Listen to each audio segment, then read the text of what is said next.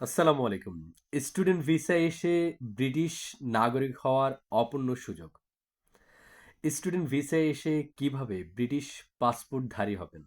প্রথমত, আপনি যে কোর্সে আসবেন সেই কোর্সটি শেষ করতে হবে। দ্বিতীয়ত, কোর্স শেষের পরে আপনি পিএসডব্লিউ পাবেন, পোস্ট স্টাডি ওয়ার্ক। সেটি ২ বছর হতে পারে, ৩ বছর হতে পারে। ব্যাচেলর মাস্টার্সে ২ বছর, পিএইচডি হলে ৩ বছর। সে সময় আপনাকে প্রচুর ইনকাম করতে হবে। একই সাথে সেই সময় আপনি স্কিল ওয়ার্কার ভিসার একটি স্পন্সর ম্যানেজ করতে হবে। সেটা অবশ্যই ৫ বছর।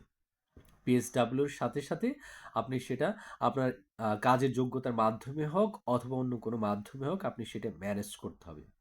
৫ বছর সেটি ম্যানেজ করতে পারলে আপনার আরও কিছু টেস্ট আছে।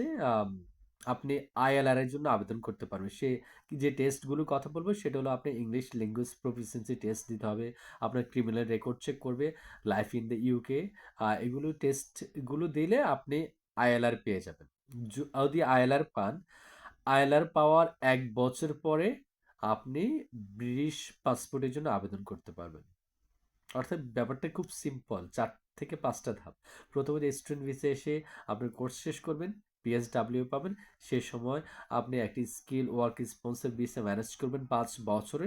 ম্যানেজ করার পরে ৫ বছর পরে আপনি আইএলআর এর জন্য আবেদন করবেন।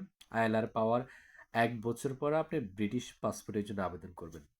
সো যারাই স্টুডেন্ট ভিসায় লন্ডনে এসে বা যুক্তরাজ্যে এসে ব্রিটিশ নাগরিক হতে চান, আপনাদের সকলের জন্য শুভকামনা থাকবে।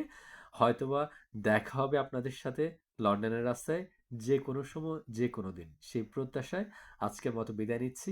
আপনারা সকলে ভালো থাকুন, সুস্থ থাকুন। আল্লাহ হাফেজ। আসসালামু আলাইকুম।